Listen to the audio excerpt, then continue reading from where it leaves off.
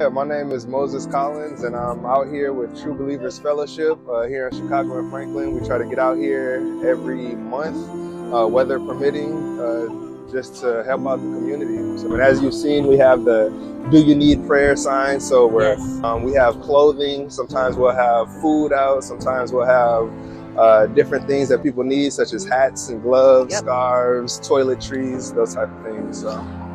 Obviously, there's like spiritual opposition. You know, sometimes you can feel it heavy, especially in this neighborhood where you can kind of sense the demonic attack. Yeah. But other than that, I mean, it's really pretty open. You know, there's every once in a while we'll have somebody that will be an agitator that will, you know, is maybe high or drunk or whatever, but. For the most part, we're able to get out here and set up, and our biggest thing is usually the weather. Sometimes it's a little too cold, with the rain. wind. Can you tell me a triumph story that you've witnessed while you were out here, whether it be prayer or just maybe someone even coming to Christ, or something that you can tell as far as a highlight of what you've been able to see when you're out here, a story maybe? Yeah, actually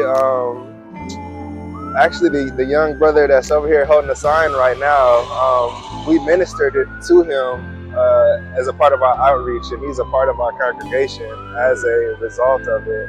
And he actually just got baptized, I want to say last week. So there's definitely, you can see the Lord is at work in the community and in the different lives. But, I'm sorry. Yeah, no, but he's growing in faith, and you know, it's not always you know, triumph stories, but every once in a while we'll be able to have a person that comes and is a part of the fellowship, even if it's just for a short time, and then move on to another congregation. But yeah, that's one thing I can highlight right now is a young man out here with us today because of that. I love that, especially with him with such a quick turnaround. You never know how quick things can change, especially when all people need is a word of encouragement, a word of prayer. You never know. And when you don't assume, with how people are feeling or that they don't need it, prayer can do a lot, make a big change.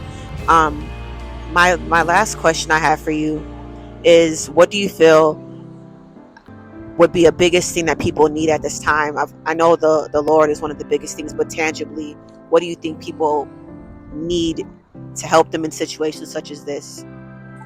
Man, that's a good question. I would say really just a community. I mean, if I could say one tangible thing, I would say a community. People to be able to surround and encourage them. And so when we're out here, one of the things we encourage people to do is to find a fellowship. Obviously, we'll invite them to come and fellowship with us, but just having that community of believers, having that unity, and that, you know, you've heard the term, it takes a village to raise a child. Oh yeah. So just having that, you know, that village to be able to come around and build them up and encourage them. As far as the Christian walk, we're called to do this in community. It's not supposed to be each person doing their own thing. It's supposed to be us walking together. Amen. And a lot of people that I see out here, that's really what they're looking for, is community. Some of them are finding it in the different addiction circles. Some people are finding it in gangs. Some people are finding it in, you know, just, you know, maybe the party lifestyle, but they're looking for a community, and that's what they. Yeah, I would specifically encourage the body of Christ to get out and be a part of whatever your church is doing. Our church does this outreach, but even in your own local bodies, just being a part of the things that are happening. You know, maybe focusing on discipleship, being a disciple and going and making disciples.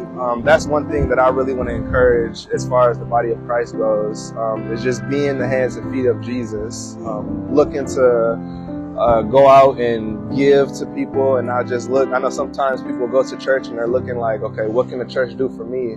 But just as much as you need the church needs you.